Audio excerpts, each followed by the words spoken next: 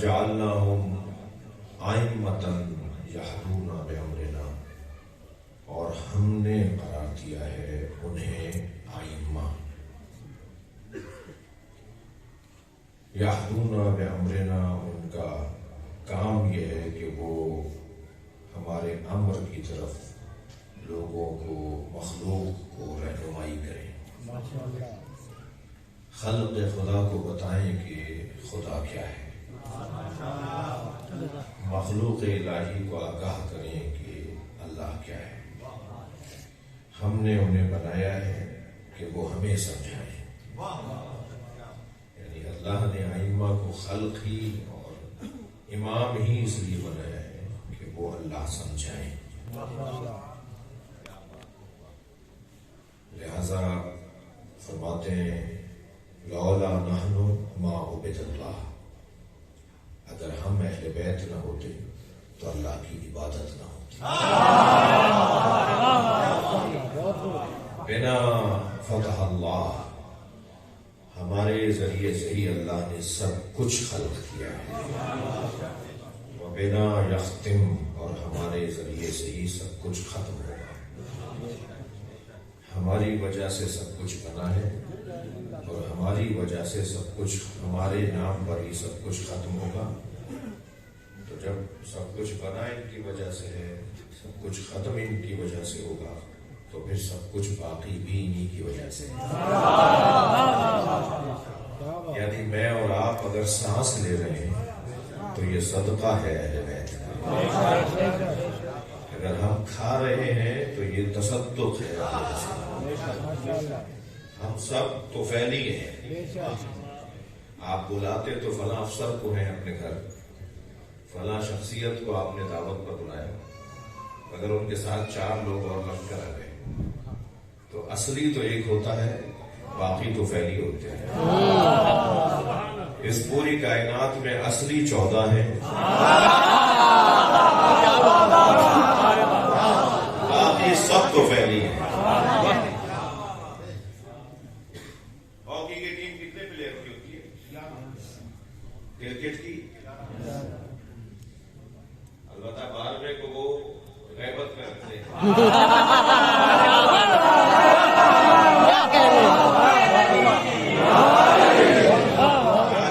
تاکہ ضرورت پڑنے پر اسے بھیجا جائے، اسے مدد کے لیے بلایا جاتا ہے۔ اچھا، یہ قوانین پاکستانیوں نے تو بنائے نہیں ہیں، کرکٹ کے اصول یہ پاکستانیوں نے تو نہیں بنایا، یہ تو شاید آسٹریلیا نے بنایا، تو انگلینڈ والے تو ان الجھنوں کا شکار نہیں ہے نا کہ سنی شیعہ کا کوئی مسئلہ ہو، انہیں تو سمجھانا بھی پڑتا ہے کہ سنی شیعہ کا مسئلہ ہے۔ البتہ وہ یہ ضرور جانتے ہیں کہ جو مسلمانوں میں اہل بیت والے ہیں وہ اچھے مسلمان ہیں، یہ وہ مانتے ہیں، وہ انگریز مانتے ہیں۔ اور میں کل کہہ چکا بہت ساری باتیں، ابتدائی مجلس تھی، ایک مجلسوں کی برکتیں کیا کیا ہیں۔ ان مجلسوں کی ایک برکت یہ ہے کہ ان مجلسوں کی وجہ سے ہماری تصویر شفاف ہے، ہمارا جو ہم جو پیش ہوتے ہیں نا، ہمیں جو دیکھا اور سنا اور جانا جاتا ہے وہ شفافیت ہے ہمارے یہاں۔ چھپتے ہوئے جملے، چٹکیاں جو بھری جاتی ہیں وہ تو ہوگا۔ ایک صاحب پہ FIR کٹی، کہنے لگے میں ملتان جا رہا ہوں، کہتی ملتان کیوں جا رہے ہیں؟ وہ خالہ رہتی ہے۔ میں نے کہا جی کیوں، ذرا بتائیے وجہ کیا ہے کہ وہ FIR کٹی کچھ دن کے لیے جا رہا ہوں؟ میں نے کہا جی آپ کل شیعہ ہو گئے؟ مجلس کرنے پہ کٹی ہے نا، مولا علی کے فضائل پڑھنے پہ کٹی ہے نا، مولا کے دشمن کو کچھ کہنے پر کٹی ہے نا، تو کیا آپ کل شیعہ ہو گئے؟ کہنا نہیں ہم تو خاندانی شیعہ ہیں۔ ان کے خاندانی ہوتے تو تم FIR پہ ڈرتے نہیں۔ جیسے بھائی اگر مولا علی کی وجہ سے کوئی FIR کٹ رہی ہے تو اسے گلے میں ہار ڈال کے سارے شہر میں پھرو اور بتاؤ لوگوں کہ میں رجسٹرڈ مولائی ہوں۔ صلوات پڑھیں محمد و آل محمد۔ کیا پریشانی ہے؟ یہ تو ہمارے ساتھ ہوتا آیا ہے، تو ہوگا، رکاوٹیں آئیں گی، پریشانی آئیں گی، وہ رنگ بدلیں گے، وہ طریقے بدلیں گے۔ علامہ اقبال کہتے ہیں حقیقت ابدی ہے مقام شبیر، جو ذمہ داری کا مقام ہے نا، شبیری مقام ہے نہیں، شبیری مقام ہے ذمہ داری کا مقام، فرائض کی ادائیگی کا مقام ہے۔ حسین نے ایسے فریضے ادا کیے کہ اب حضرت آدم بھی مقام شبیری پر ہے، حضرت نوح بھی مقام شبیری پر تھے۔ اگر کسی عہدے کی کوئی لاج رکھ لے نا، اگر کسی عہدے کی کوئی لاج رکھ لے تو پھر وہ عہدہ اس سے منسوب ہو جاتا ہے، اگرچہ وہ عہدہ اسے بعد میں ملا تھا، اس سے پہلے والوں کے پاس بھی تھا، مگر وہ پھر اس عہدے کو اس کے ساتھ منسوب کر دیا جاتا ہے۔ حضرت آدم، حضرت ابراہیم، حضرت نوح تو پہلے سے تھے، مگر مقام شبیری کو علامہ اقبال کو کہہ رہے ہیں کہ حقیقت ابدی شروع سے ایک مقام چلا رہا ہے جسے مقام شبیری کہتے ہیں، یہ ابد سے ایک مقام چلا رہا ہے جسے مقام شبیری کہتے ہیں، کیونکہ شبیر مولا نے اتنا اس مقام کی لاج رکھی ہے کہ اب ہر وہ شخص کے جو اس مقام پر تھا وہ شبیر کا ہی کہلائے گا، چاہے وہ حضرت آدم ہو، حضرت نوح ہو، حضرت ابراہیم ہو۔ وہ پھر دوسرے مصر میں کہتے ہیں بدلتے رہتے ہیں انداز کوفی و شام، مقام شبیری نہیں بدلتا، شبیر کے دشمن بدلتے ہیں۔ یہ حضرت ابراہیم کا دشمن کوئی اور تھا، حضرت نوح کا دشمن کوئی اور تھا، یہ دشمن بدلتے ہیں، شبیر نہیں بدلتے۔ فرائض ادا کرنے والے تبدیل نہیں ہوتے۔ بھائی میں اور آپ جس دروازے پر بیٹھے ہیں نا، وہ دروازہ پیغام دیتا ہے کہ زمانے کو مڑ کر نہیں دیکھا کرو، موڑ کر دیکھا کرو۔ اپنے حالات میں، اپنے حق میں حالات کو تبدیل کرنا ہنر ہے۔ یہ کوئی ہنر نہیں ہے کہ حالات کے رخ پر چلے، ہوا کے دوش پہ چلنے والے حسینی نہیں ہوتے۔ میں بار بار حسینی اور شبیریوں کی بات کر رہا ہوں، سنی شیعہ کی بات نہیں کر رہا۔ یہ کتنا سمجھایا جائے، کتنی تکرار کی جائے، اسی مجلس میں کوئی شاید 40% سنی تشریف فرمائے، یہ سن رہے ہیں، یہ آئے ہوئے ہیں، مجھے بھی رستے میں دو چار نے کہا کہ ہم سننے آئے ہیں۔ کل ایک مجلس ہم نے محفل پڑھی، وہاں بڑی تعداد میں سنت آئے ہوئے تھے، اپنی نشانیوں کے ساتھ آئے ہوئے تھے۔ تو بات شبیریوں کی ہو رہی ہے، بات حسینیوں کی ہو رہی ہے۔ میں ویسے ہی کئی دفعہ کہہ چکا ہوں، یہاں بھی کہہ دیتا ہوں، میں خود شہنشاہ حسین نقوی سنی ہوں، ہمیں کوئی پریشانی نہیں ہے، سارے سنیوں کو ہم چاہتے ہیں ہماری طرح شیعہ ہو جائے۔ یہ کیسے ہو سکتا ہے کوئی شیعہ اور وہ سنی کا ہو، اور یہ کیسے ہو سکتا ہے کوئی سنی اور وہ یہ عالی مدد نہ بولتا ہو؟ یہ تو خامخواہ کی بات، یعنی ویسے خامخواہ کی ہے، ورنہ عنوانات شناخت کے لیے۔ تو یہ جو رنگ بدلنے والے لوگ ہیں، ڈھنگ بدلنے والے لوگ ہیں، جو طریقے بدلنے والے لوگ ہیں، جو سوکھے پتوں کی طرح ہوا نے ادھر سے رخ بدلا تو وہاں جا پڑے، ہوا نے وہاں سے رخ بدلا تو یہاں پڑے، جو روزانہ در بدلے، جو روزانہ رنگ بدلے، جو روزانہ عقیدہ بدلے، جو روزانہ امام بدلے، ایک سال بعد ہم یہ کرتے ہیں محمد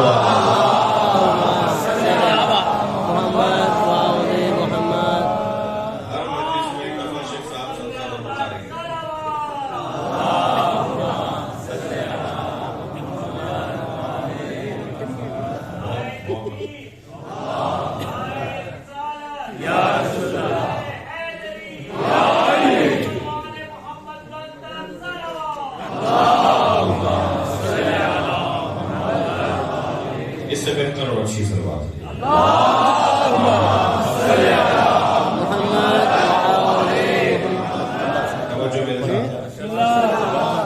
تو گفتگو یہ ہے کہ انہوں نے اللہ کی معرفت کروائی، انہوں نے بتایا ہے کہ اللہ کیا ہے، انہوں نے بتایا ہے کہ اللہ کیا ہے۔ جبریل تشریف فرما ہے، جبریل تشریف فرما ہے، سرکار نے پوچھا یا جبریل کا عمرک، تمہاری عمر کتنی ہے؟ بیٹا میرے لال تمہاری عمر کتنی ہے؟ آپ نہیں چھوڑا بچہ 15 سال کے، آپ کے 10 سال کے۔ یہ ہمارے بچے جانتے ہیں، عمر بولتے ہیں۔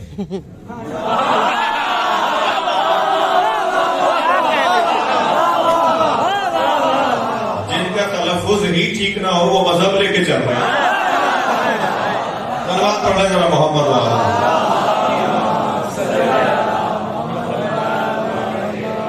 جو ہمارے بچوں سے مقابلہ نہیں کر سکتے، علماء سے کیا کریں؟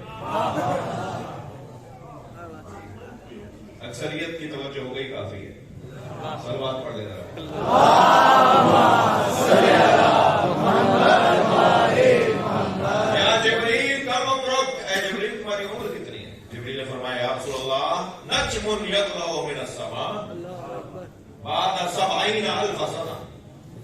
ستارہ ہے جو آسمانوں میں 70,000 سال بعد نکلتا ہے، میں نے اسے 70,000 دفعہ دیکھا۔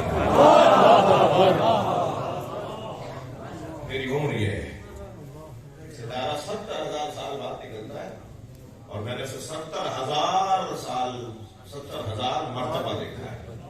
فرمایا آج دیکھو گے تو پہچان جاؤ گے۔ فرمایا یا رسول اللہ میں نے اسے 70,000 دفعہ دیکھا ہے، ایک لمحے میں پہچانوں گا۔ بس ابھی یہاں تک بات پہنچی تھی کہ سامنے سے علی آئے۔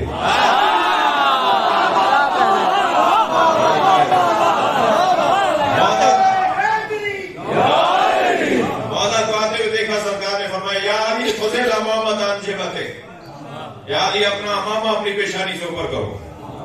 مولا آتے جا رہے تھے اور امامے کو پیچھے کیا تو جبریل کھڑے ہوئے، ھذہ نجم الذی، یہ علی کی پیشانی پہ لگا ہوا وہی ستارہ ہے۔ تو مولا کی عمر پھر کتنی ہوئی؟ سلوات پڑھے ذرا بہت۔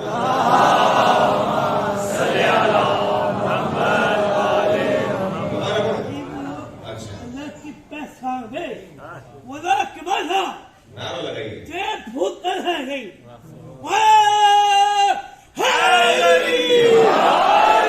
سلوات پڑھیں گے محمد والا۔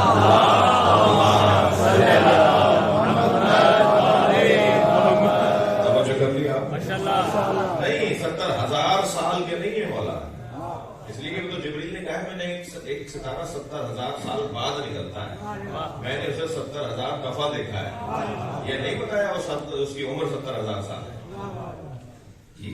تو مولا کی عمر کتنی ہوئی؟ اب کون سمجھائے، کیسے سمجھائے؟ ابھی ہمارے لائف مجلس تو نہیں چل رہے نا میرے بھائی، آپ کا مجھ پہ احسان ہے، اس لیے کہ جو بدہضمی کا شکار ہے وہ لائف دیکھیں گے تو پھر کیا ہوگا؟ جی جی نہیں، وہ پھر کسی اور کو بھی پہنچائیں گے، ماحول خراب ہوتا ہے۔ یہ اہل لوگوں کے لیے مجلس سے پڑھتے ہیں،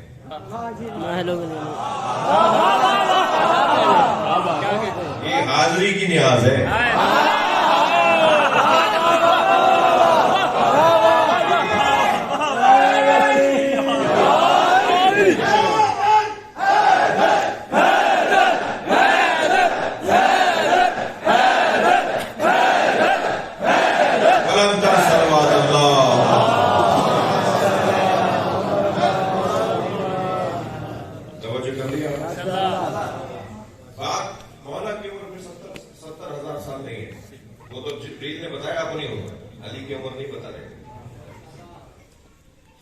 آپ نے ایک لقب مولا کا سنا ہے، کرار، جو غدیر، جو خیبر کے موقع پہ سرکار نے فرمایا،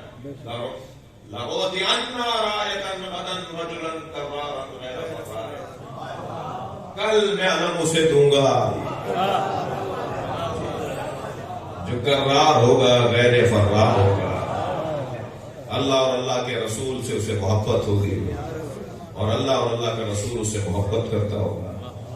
تو دوسرے دن مولا علی کو بلند دیا، تو وہاں نبی نے کرار کی صفت سے مولا علی کو یاد کیا۔ تو ہمارے ذہن میں یہ آتا ہے کہ کرار یعنی جو میدان میں پلٹ کر حملہ کرے، جو ڈٹ کر جم کر حملہ کرے۔ اب کیونکہ میرا موضوع امام موسیٰ کاظم علیہ السلام ہے تو میں زیادہ دور نہ رہوں اپنے مضمون سے، ورنہ یہ بڑا پسندیدہ مضمون ہے۔ خود مولا سے پوچھیں کہ میدان میں جب آپ اترتے ہیں تو کیسا ہوتا ہے؟ پسندیدہ مضمون مولا کا۔ مولا کی دو صفتیں بڑی روشن اور بارز صفتیں ہیں، ایک علی کا عدل ہے، ایک علی کی شجاعت۔ تو وہ شجاعت کے بارے میں جب حضرت سے پوچھا جاتا ہے، دل کر رہا ہے ایک دو مثالیں دے دو۔ مولا سے پوچھا کہ مولا جب آپ میدان میں اترتے ہیں، توجہ، جب آپ میدان میں اترتے ہیں تو آپ پہلے کسے مارتے ہیں؟ لمبے لوگوں کو، گھوڑوں پر بیٹھے ہوئے لوگوں کو، زیادہ زیورات جو پہن کر آئے ہوئے ہوتے ہیں انہیں آپ پہلے کسے مارتے ہیں؟ آپ کی نگاہ میں پہلے دشمنوں میں کون سا دشمن پہلے ہوتا ہے کہ اسے مارو؟ تو فرمایا میں پہلے سرداروں کو مارتا ہوں، مزدوروں کو مار کر کیا کرنا، ان کے بڑوں کو مار دو، چھوٹے تو خود ہی چلے جائیں، تو کم خون گراتا ہوں۔ سلوات پڑھنا ذرا مار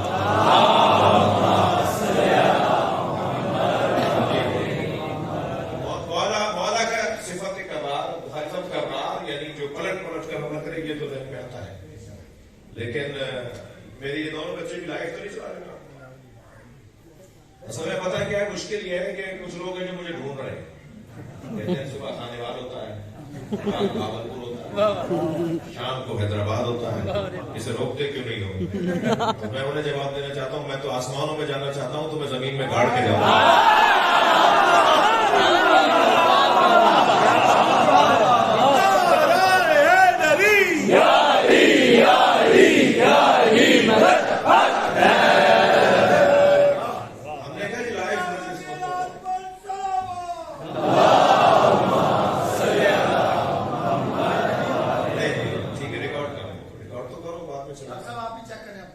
جی جی جی سلامات پڑھ لے ذرا.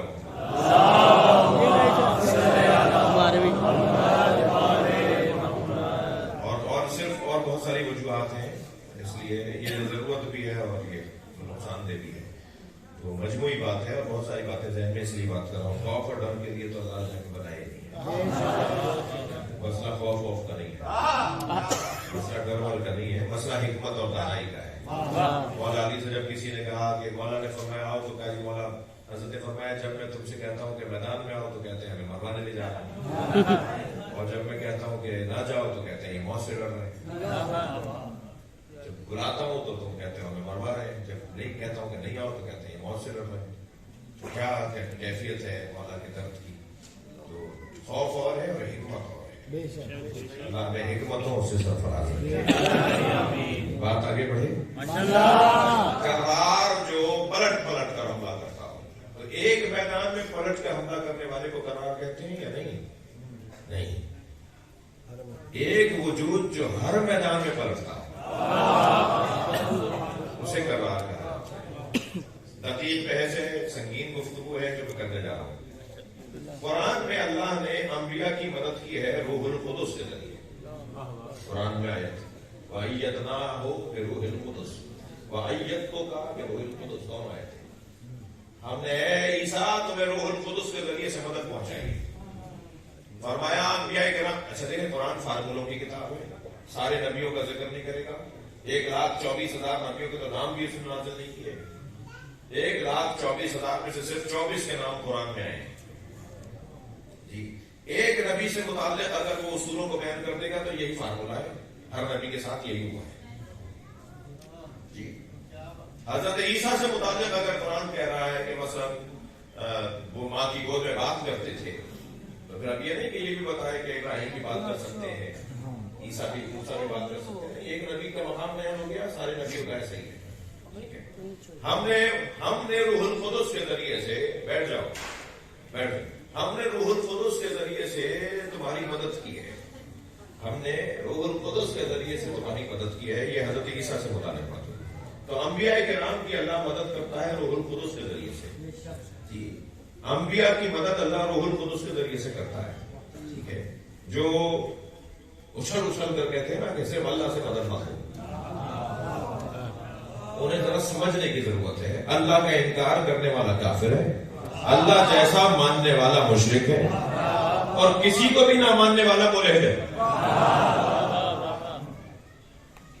تم یا علی مدد سے تو منکر ہو, جب متوجہ, تم یا علی مدد کو تم حسابی شرک ہو رہا ہے, یہ کفر ہو رہا ہے. مگر مجھے بتاؤ روح القدس کون ہے؟ قرآن نے جسے روح القدس کہا ہے وہ اللہ نہیں ہے, اس لیے کہ اللہ اس کے ذریعے سے مدد کر رہا ہے.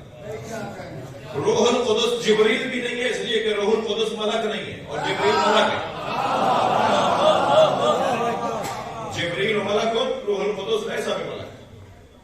روح القدس ملک نہیں ہے, یہ میں آپ کو حدیث سے سنا رہا ہوں. اور جبریل ملک ہے, تو روح القدس ملک بھی نہیں ہے. روح القدس یعنی جبریل بھی نہیں ہے. روح القدس اللہ بھی نہیں ہے. روح القدس نبی بھی نہیں ہے. روح القدس ایک طاقت ہے, ایک وجود ہے جس کے ذریعے سے اللہ مدد فراہم کرتا ہے. اس روح القدس کا نام یا تم بتا دو یا ہم بتانے بیٹھے ہیں, اسے علی کہا جاتا ہے. جو ہر زمانے میں مدد کرنے آیا ہے, بس جو ہر زمانے میں مدد کرنے آئے اسی کو تکرار کی وجہ سے کرار کہا جاتا ہے. صلوات پڑھیں مولا کی ذات پر.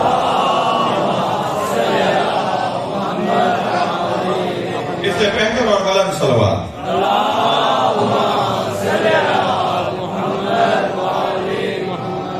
اللہ نے انہیں بنایا ہے وَجَعَلْنَاهُمْ أَئِمَّةً يَهْدُونَ بِأَمْرِنَا، اور ہم نے انہیں قرار دیا ہے، ہم نے انہیں مقرر کیا ہے، ہم نے انہیں بنایا ہے. تقرری ہماری ہے، بنانا ہمارا ہے. ایک لفظ خلق کا استعمال ہوتا ہے قرآن میں، ایک لفظ صنع اور صنعت اور صانع کا لفظ استعمال ہوتا ہے بنانے کے بعد میں، بنانے والے کے بارے میں. اور ایک لفظ جعل کا استعمال ہوتا ہے عربی میں. کبھی جعل کا لفظ آیا ہے، جاعل للناس اماما، جاعل فی الارض خلیفہ. یہ سب قرآن کی آیتیں. اچھا، احسان کیا اس نے، اگر صرف اس نے جاعل کے صیغے کے ساتھ، لفظ کے ساتھ صرف امام کا لفظ استعمال کیا ہوتا نا، تو کہتے کہ امام اللہ بناتا ہے، خلیفہ ہم بنا سکتے ہیں. لیکن قرآن میں اسے لفظ خلیفہ بھی استعمال کر کے کہا یہ بھی میں بناتا ہوں. صلوات پڑھنے ذرا نبی کی ذات پر.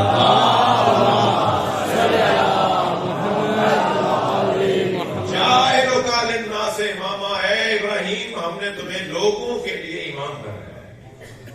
اچھا، کیا حضرت ابراہیم کی امامت جانوروں کے لیے نہیں تھی، پودوں پتھروں کے لیے نہیں تھی، فرشتوں کے لیے نہیں تھی؟ پھر اللہ نے ناس کا لفظ کو استعمال کیا ہے اس لیے کہ فضیلت لوگوں پر امام بننے میں ہے.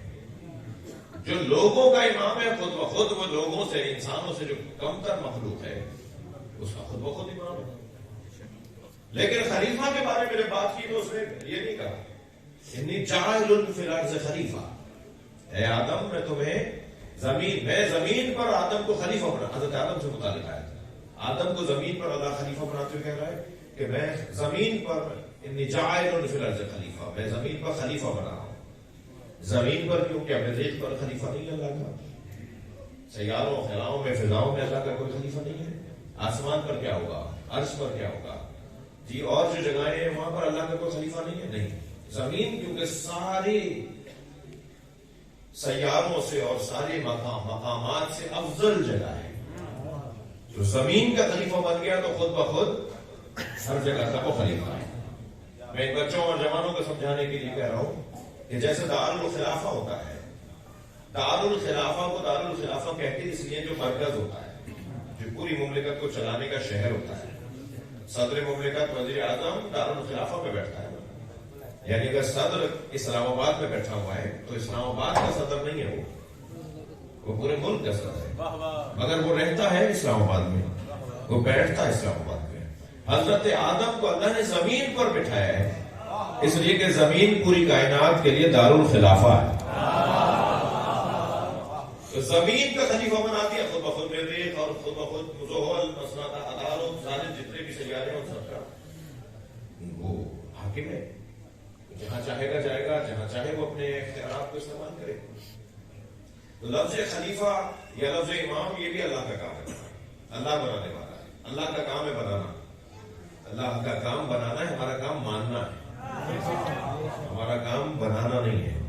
لہذا اس نے جس نے بنایا ہے پھر اس نے یہ بھی بتایا کہ تمہیں ان کے ساتھ کیا کرنا ہے. بنایا میں نے تو کیا مطلب ہے، اسے صرف احترام کرنا ہے، گردنیں جھکانی ہے، صرف تعظیم کرتی ہے، نہیں کچھ اور بھی کرنا ہے، ماننا بھی ہے، ان کی بات کو بھی ماننا ہے.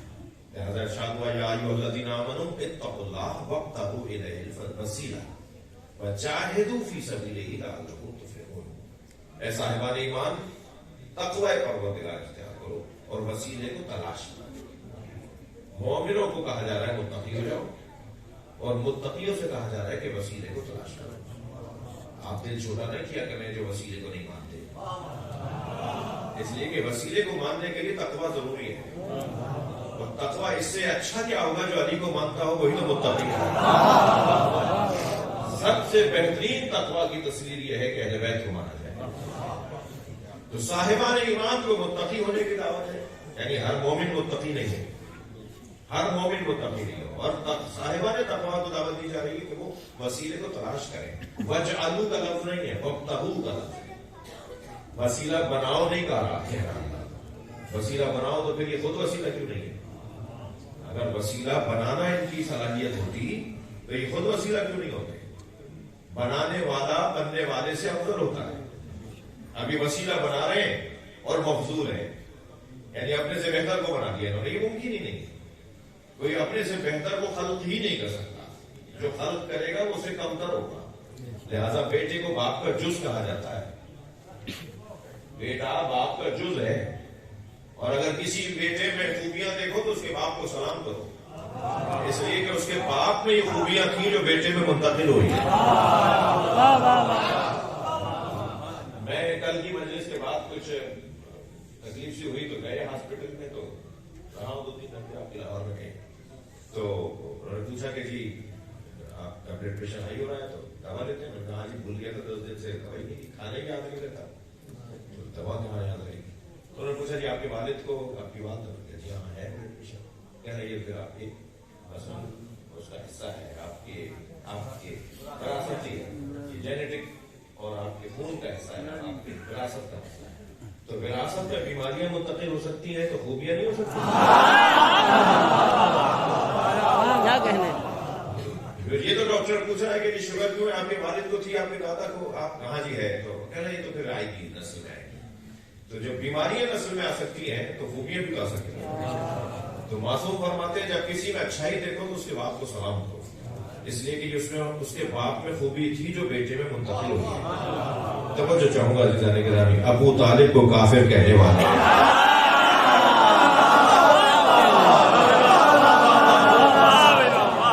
ذرا غور تو کریں. جس کا بیٹا کل ایمان ہے، جس کا جز کل ایمان ہے، صلوات پڑھے محمد و آل محمد.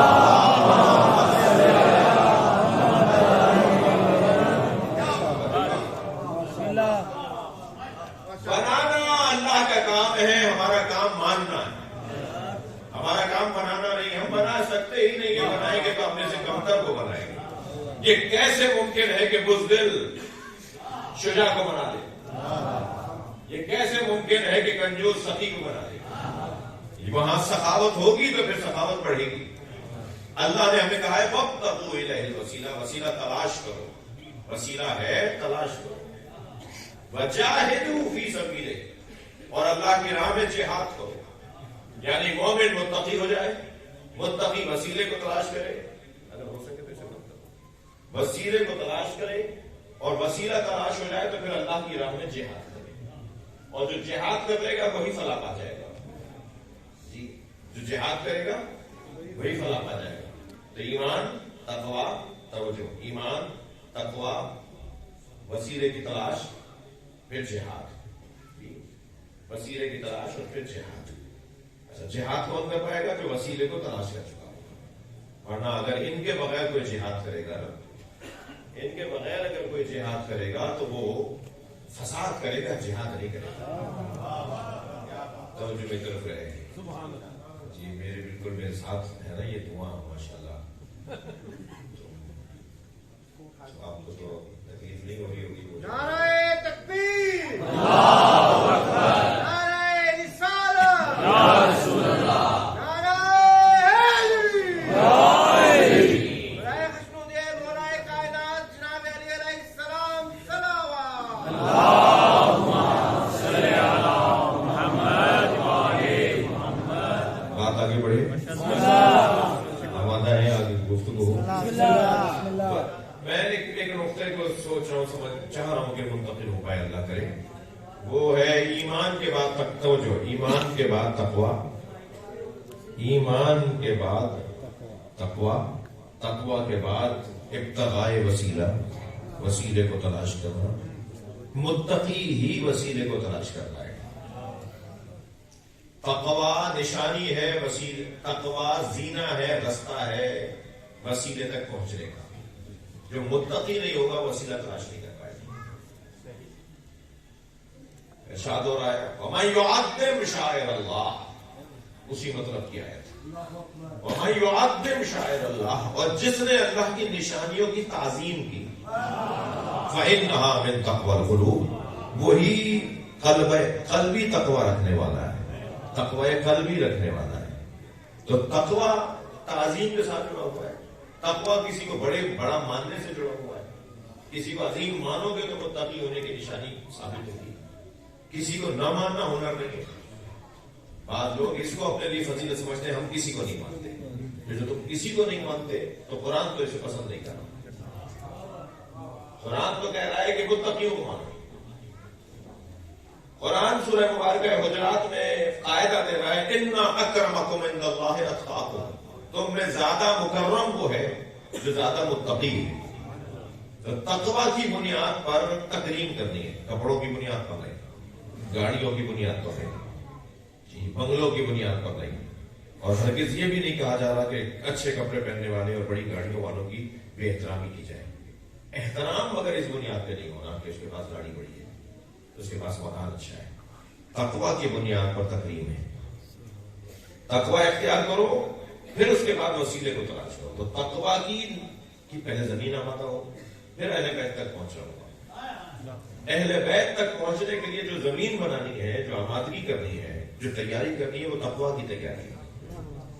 جی ایک مرتبہ ہوتا ہے کہ, مجھے معاف کیجیے گا تھوڑا سا سخت زیادہ کہنا چاہ رہا ہوں, کہ ایک مرتبہ یہ ہوتا ہے کہ انسان کسی اچھے منظر کو دیکھ کر رک جاتا ہے اور کھڑے ہو کر اسے دیکھ رہا ہوتا ہے, محسوس ہو رہا ہوتا ہے. اہل بیت کے فضائل سننے والے بھی دو طرح کے, کچھ وہ ہیں جو اچھا منظر دیکھ کر رکے ہوئے, اور کچھ وہ ہیں جو اس منظر کا حصہ بننا چاہتے ہیں, اس دائرے میں داخل ہونا چاہتے ہیں. صلوات پڑھیں ذرا محمد وآلہ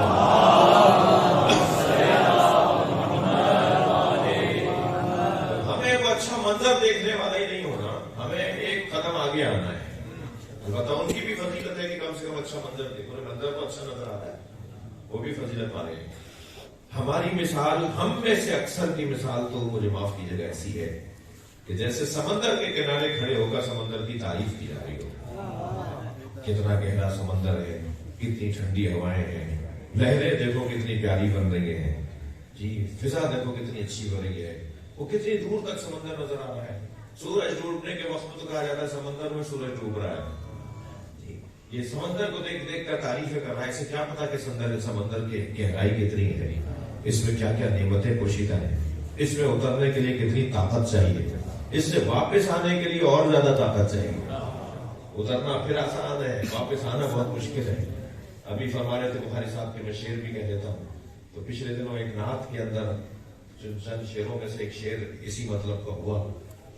تو اس میں نے عرض کیا تھا کہ ساحل عشق پہ رک جانے سے حاصل کیا ہے, ساحل عشق پہ رک جانے سے حاصل کیا ہے, ڈوب کر پار اترنے کا ہنر پیدا کر.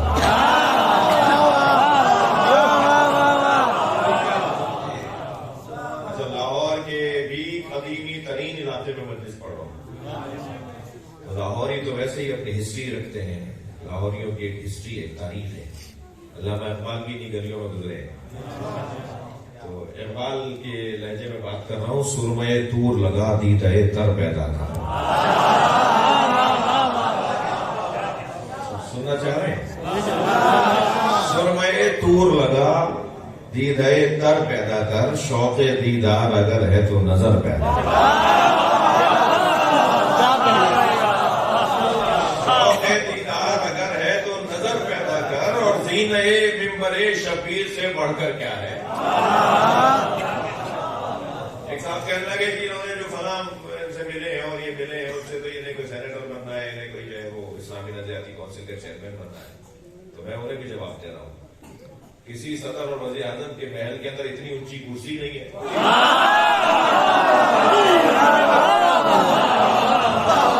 ہمارا کوئی اور مطلب نہیں ہے. بات کر رہا ہوں کہ زینہ ممبر شبیر سے بڑھ کر کیا ہے, مل گیا تجھ کو شرف, اس پہ نشر پیدا کر.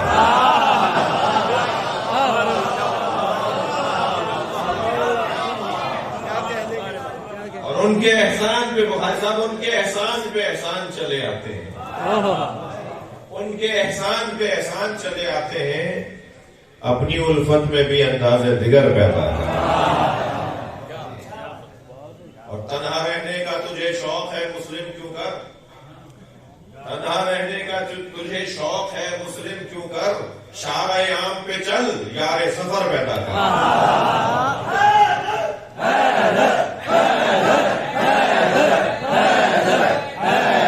شکریہ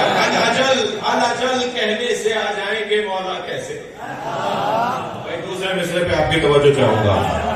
अल-अजल कहने से आ जाएंगे मौला कैसे, अपने मौला के जरा दिल में तो घर पैदा है।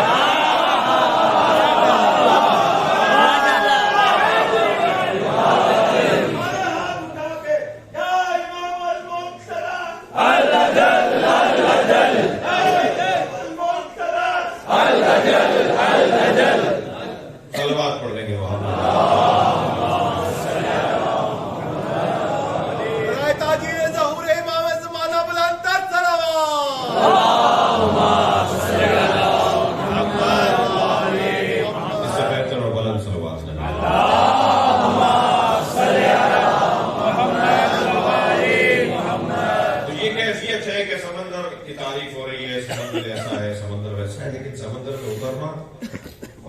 बाहर आ जाना, ये हर एक का काम नहीं है।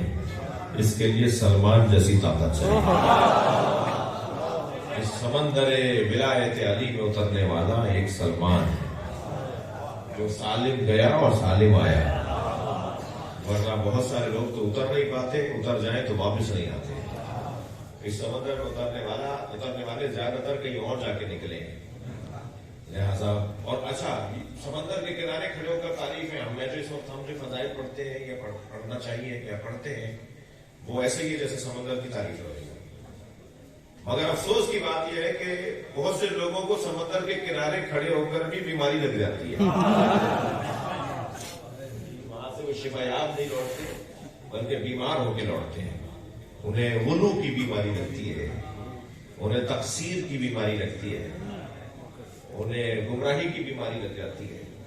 तो आमादगी पहले करनी होगी, तब जाकर। तो दो तरह के लोग हैं अहले बैत को देखने वाले, एक अच्छे मंजर को देखकर तमाशा देखने वाले, अच्छा मंजर तो है, और एक वो जो इस अच्छे मंजर का हिस्सा बनना चाहते हैं। अलबत्ता जो आकर देख रहे होंगे उन्हीं में से लोग आएंगे जो अंदर आएंगे। तो वो जो देखने वाले लोग हैं, जो शौक से हम जमा हो रहे हैं किसी अच्छी चीज को सुनकर देखकर, उन पर भी काम करने की जरूरत है कि दावत दी जाए, खुद भी हम इस काबिल हो के किसी को बुला सकें, उस दायरे में दाखिल कर सकें। तो बात यह है कि ये घराना, ये कबीला जिससे मैं और आप जिसके मुरीद हुए बैठे हैं, और हमारा दिल नहीं भरता, बल्कि ये समंदर के पानी की तरह प्यास है कि जितना इसका घूंट लेते हैं इतनी प्यास भड़कने लगती है। बार बार दिल करता है और बताओ और बताओ और सुनाओ। बहुत सारी ग़िज़ाओं से पेट भर जाता है, मगर विलायत अली के जिक्र से पेट नहीं भरता, फ़ज़ाइल अहले बैत के जिक्र से मन नहीं भरता, दिल करता है और बात हो। मेरे मौला इमाम मूसा काज़िम अलैहिस्सलातु वस्सलाम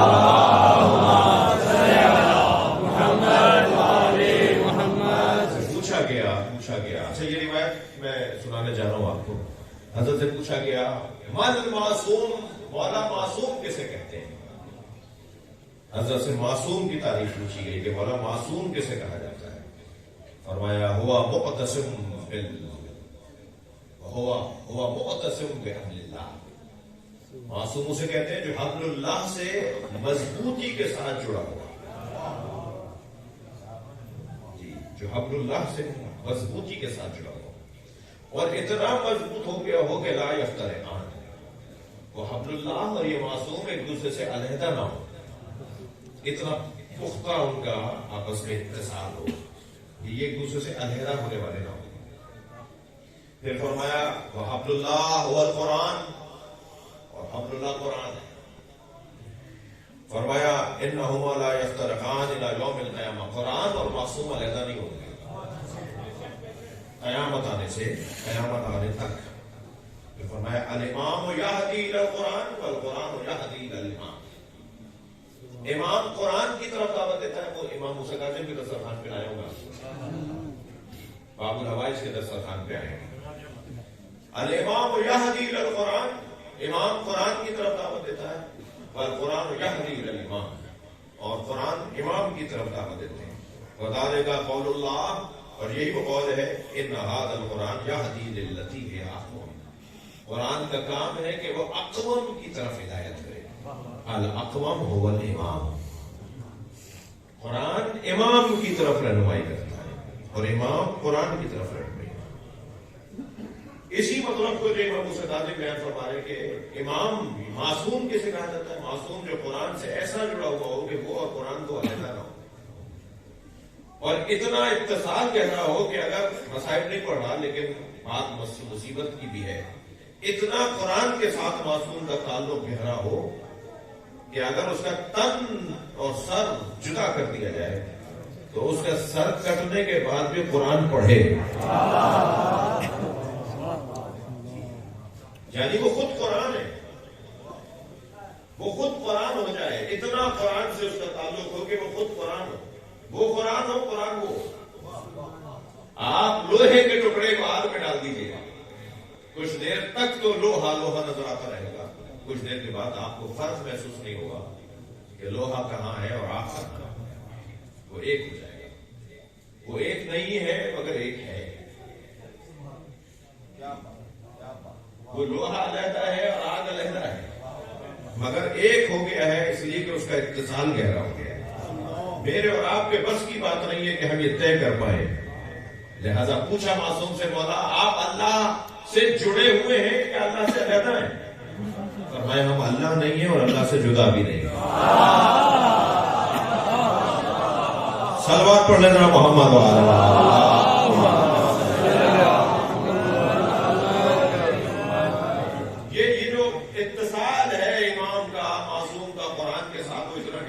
پھر قرآن اور وہ دو علیحدہ نہ ہو، قرآن اور وہ دو علیحدہ نہ ہو۔ توجہ چاہوں گا عزیزان گرامی، قرآن پر اگر آپ مفاتیح الجنان کو رکھ دیں، قرآن کے اوپر اگر آپ مثال اپنی ڈائری رکھ دیں تو آپ کی مذمت ہوگی، لیکن قرآن پہ قرآن رکھ دیں تو کوئی کچھ نہیں کہے گا، اس لیے قرآن قرآن پہ رکھا ہوا ہے۔ سمجھ میں نہیں آ رہا؟ نبی کے دوست پہ علی بیٹھے ہیں،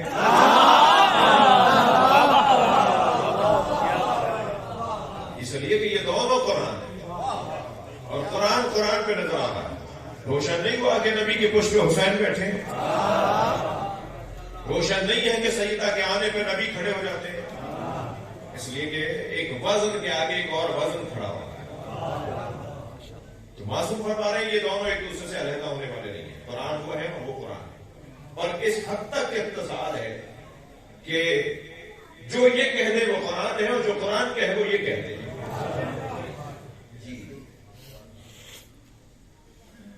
تشریف فرما ہے، قرآن کی آیات کے اوپر گفتگو ہو رہی ہے۔ مشکل آیات قرآن مجید میں کچھ ہیں، آیات مشکل ہے کچھ قرآن میں جن کو سمجھنا، ان کی تفسیر کرنا مشکل ہے۔ آیات متشابہات بھی ہیں، مشکل آیات بھی ہیں۔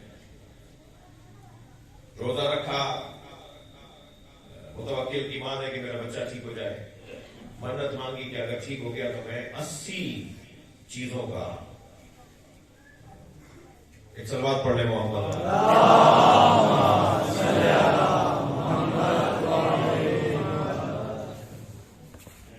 معصوم سے پوچھا گیا تو حضرت قرآن سے اس بات کا استدلال کیا۔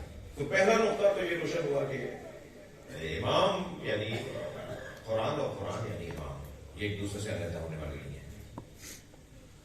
قرآن دیکھنا چاہوں گا، کچھ کہنے جا رہا ہوں۔ قرآن نازل شدہ ہے جو ہمارے پاس ہے، نبی پر قرآن نازل ہوا ہے۔ میں اس وقت اوپر بیٹھا ہوں بلا تشریح، نیچے اتروں گا تو کہیں گے یہ قرآن بھی کہیں گے کہ نازل ہو رہے ہیں۔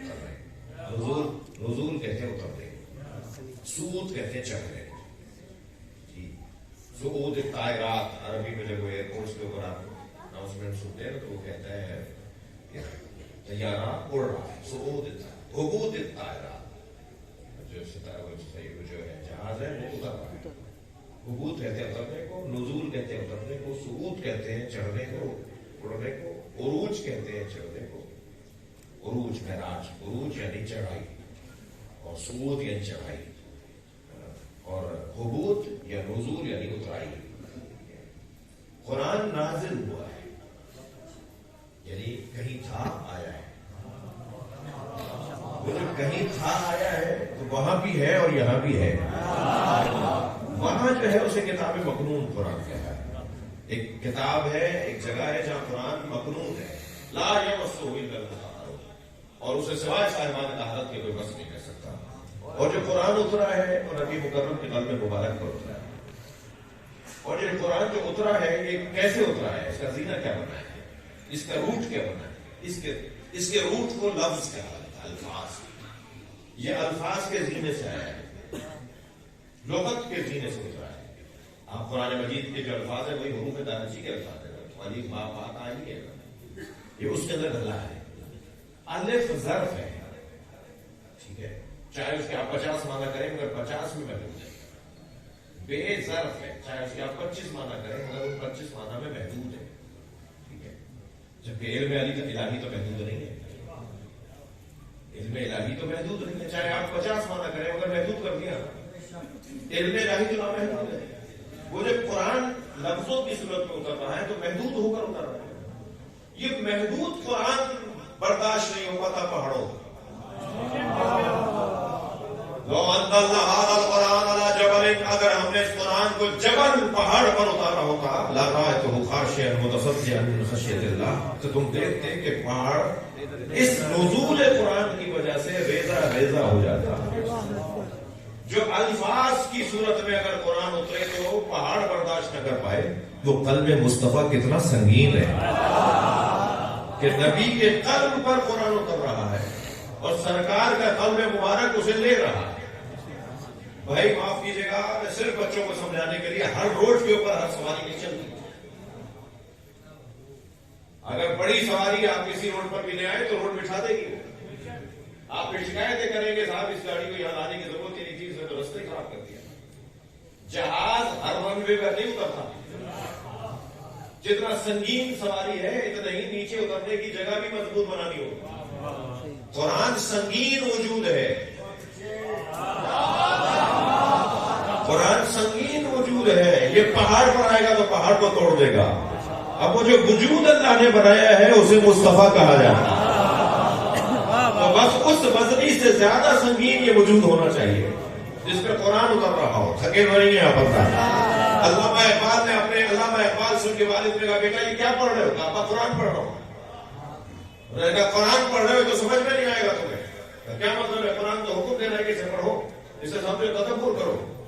کہا نہیں، قرآن اترا ہے قلب مصطفیٰ پر، پہلے قلب مصطفیٰ میں جگہ بناؤ تاکہ قرآن سمجھ میں آئے.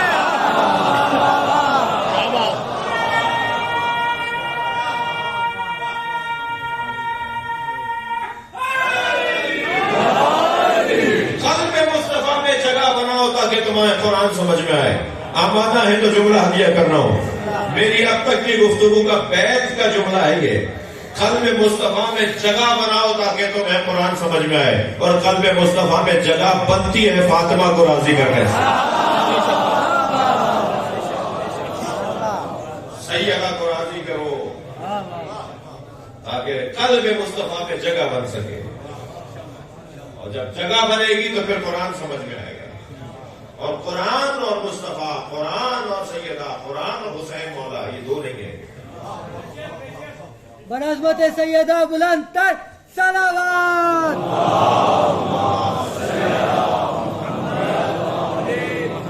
قرآن کہہ رہا ہے وَجَعَلْنَاهُمْ أَئِمَّةً يَهْدُونَ بِأَمْرِنَا، ہم نے انہیں امام بنایا. امام حسین اعظم کی بات ہو رہی ہے.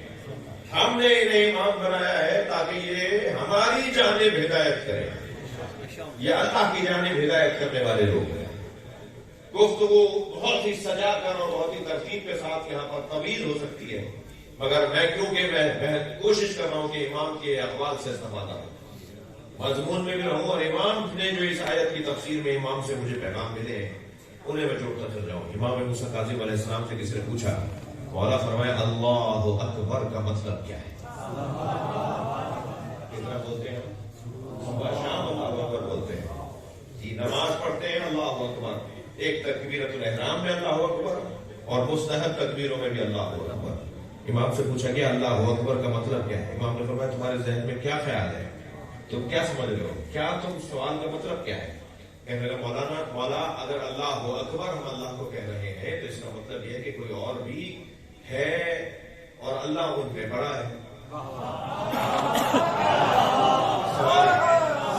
سوال اچھا ہے کہ اور بھی کوئی ہے اور اللہ ان میں سے بڑا جو ہے وہ اللہ. تو اللہ کے ہوتے ہوئے تو کوئی ہے ہی نہیں، اللہ کے ساتھ تو کوئی ہے ہی نہیں. اللہ کے مقایسے میں تو ہے، اور اللہ تو پھر اللہ ہے۔ علی مولا کہہ رہے ہیں ہمارے برابر میں کسی کو نہ بٹھاؤ، اہل بیت کے برابر میں کسی کو نہیں لے کر آؤ، اہل بیت کے ساتھ کسی کا مقایسہ نہیں کرو۔ لا یسب، اللہ اکبر، لا یقاس بعلی محمد احدا من هذه الامه، خبردار آل محمد کے ساتھ اس امت میں سے کسی بھی فرد کا مقایسہ نہیں کرنا کہ علی ایسے تو وہ بھی ایسے۔ ساری دیواریں کالی کر دی علی اور فلاں بھائی، جنہیں قافیہ ملانا نہ آتا ہو، علی اور فلاں بھائی بھائی نہیں، علی اور نبی بھائی بھائی۔ صلوات پڑھنے کے محمد و آل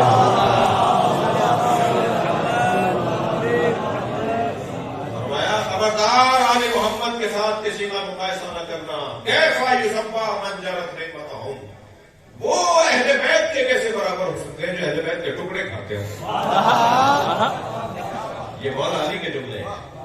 تو جب علی مولا کے ساتھ، مولا حسین کے ساتھ، سیدہ بی بی کے ساتھ کسی کا کوئی مقایسہ نہیں ہے تو اللہ کے ساتھ تو کسی کا ہے ہی نہیں۔ اللہ اکبر یعنی اور بھی ہے اور اللہ ان میں بڑا ہے۔ کچھ لوگوں میں معاذ اللہ اللہ بڑا ہے، یہ مطلب ہے۔ امام نے فرمایا معاذ اللہ، معاذ اللہ۔ اب جملہ سنیں امام حسین کاظم کا، فرماتے ہیں اللہ اکبر ان یوسف۔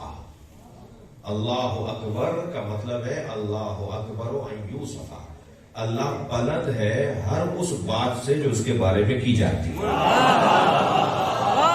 صلوات پڑھنے مولا کاظم کی ذات۔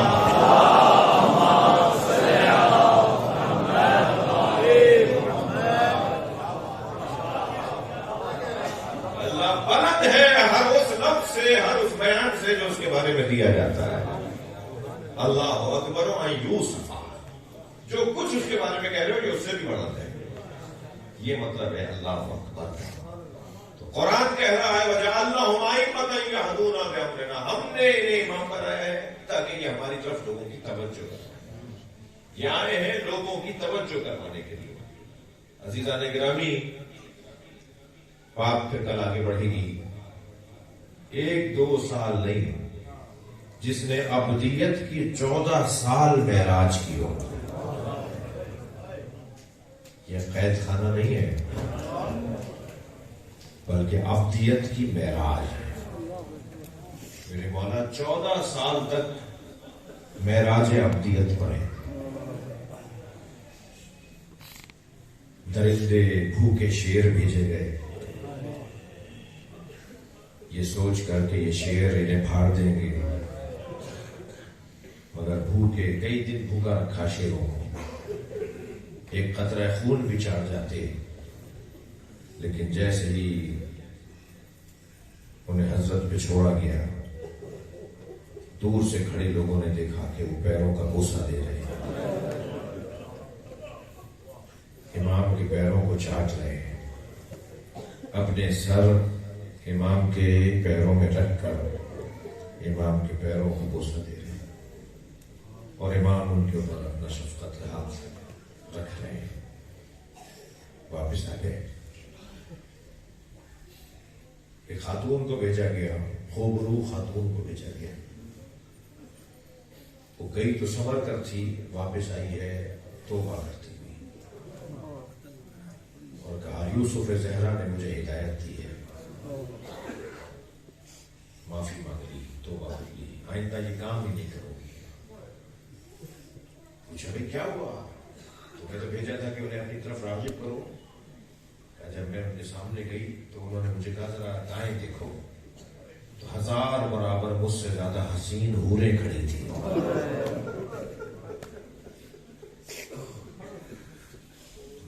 وہ میری طرف کیسے توجہ کریں؟ وہ امام جو 14 سال تک معراج ابدیت پر فائز رہا،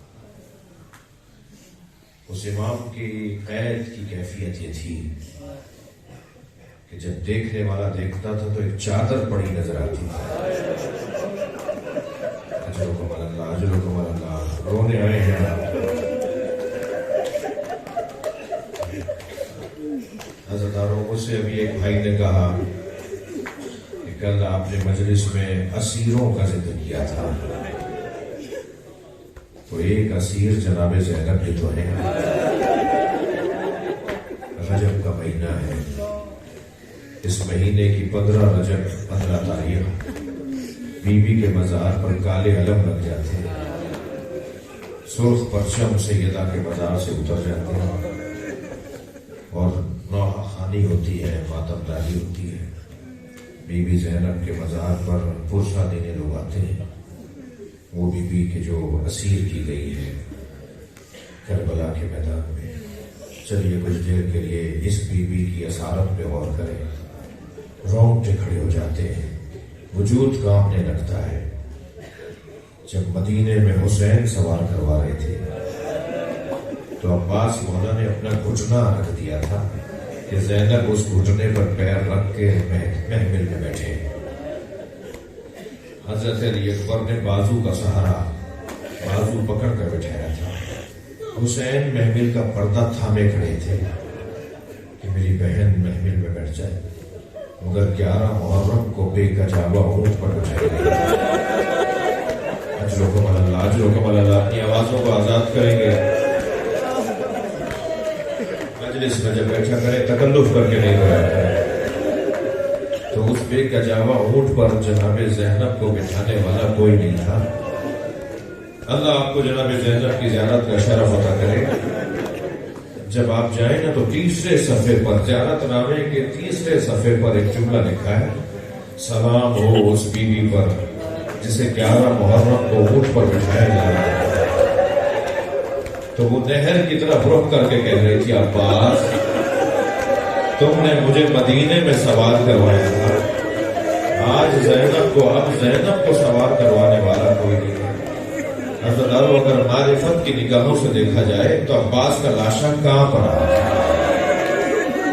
لاشے سے گویا آواز آ رہی تھی، بی بی امر الہی ہے، مشیت پروردگار ہے. بی بی کو کس انداز سے اونٹ پر بٹھایا گیا؟ ساری بیویوں کو تو جناب زینب نے سوار کیا، مگر جناب زینب کو کوئی سوار کروانے والا نہیں تھا. بیان نہیں ہو پائے گا مجھ سے کہ زینب کو اونٹ پر کیسے بٹھایا گیا. تصور بچائیے گا. اور پھر ایک ایسا مرحلہ آیا کہ زینب اونٹ سے گری ہے. وہ مرحلہ کب تھا کہ جب بھائی کا لاشا نظر آیا.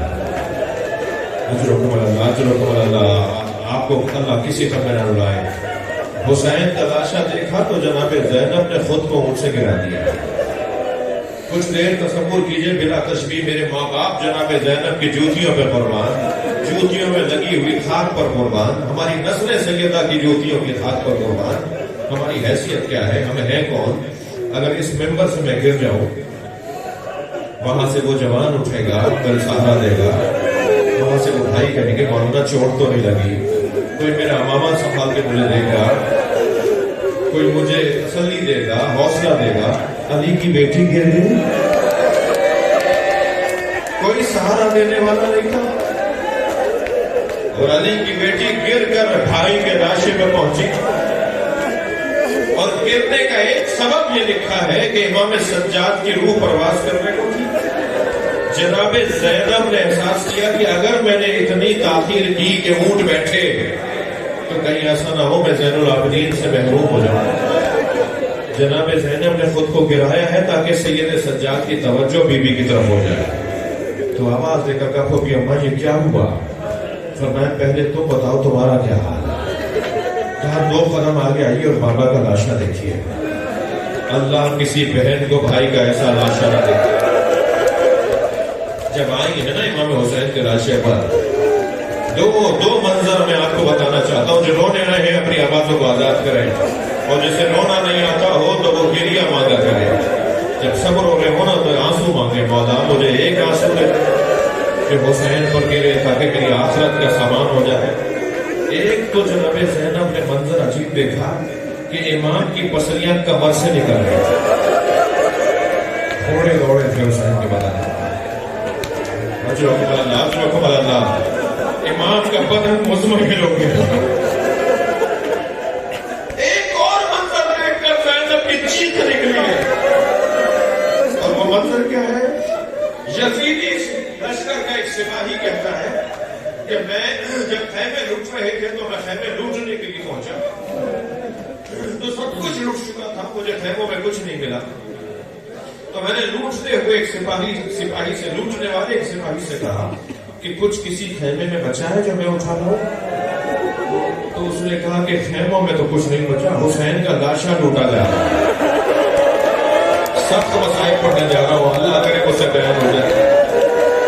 کہتا ہے میں دوڑتا ہوا حسین کے بدن پر گیا جہاں لاشا تھا حسین کا، وہاں گیا تو کہتا ہے مجھے آنے میں دیر ہو گئی تھی، کوئی امامہ اتار کے لے گیا، کوئی حسین کی نالینیں کو اتار کے لے گیا تھا، کوئی حسین کی ابا کو اتار کر لے گیا تھا.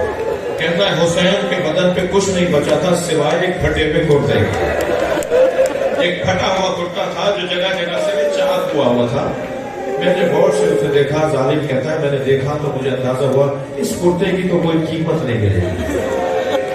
کہتا ہے میں حسین کا لاشا چھوڑ کر جا رہا تھا کہ میری توجہ ہوئی کہ حسین نے اس کرتے کو روکنے کے لیے، اس پیرہن کو روکنے کے لیے کمر میں پٹکا باندھا ہوا. تو میں نے سوچا اس پٹکے کی قیمت مل جائے گی. کہتا ہے میں بیٹھ گیا حسین کے سر بریدہ لاشے کے برابر. میں نے دیکھا کہ حسین نے 2 گراہیں لگائی ہوئی ہیں، پٹکے کو 2 گراہوں سے باندھا ہوا ہے. کہتا ہے میں نے بیٹھ کر گرہ کھولنا چاہی تو حسین کا ہاتھ اٹھنا چاہیے. حسین کا ہاتھ اٹھا اور گرہ پر آ گیا. کہتا ہے میں بہت طاقتور سپاہی شمار ہوتا ہوں، میں نے پوری طاقت سے حسین کا ہاتھ ہٹانا چاہا مگر حسین کا ہاتھ ہٹتا نہیں تھا. جب مجھ سے حسین کا ہاتھ اس گرہ سے ہٹ نہیں رہا تھا تو میں نے خنجر نکالا اور حسین کا ہاتھ کاٹ دیا. اجر و کمال اللہ. میرا بس رونے والوں سے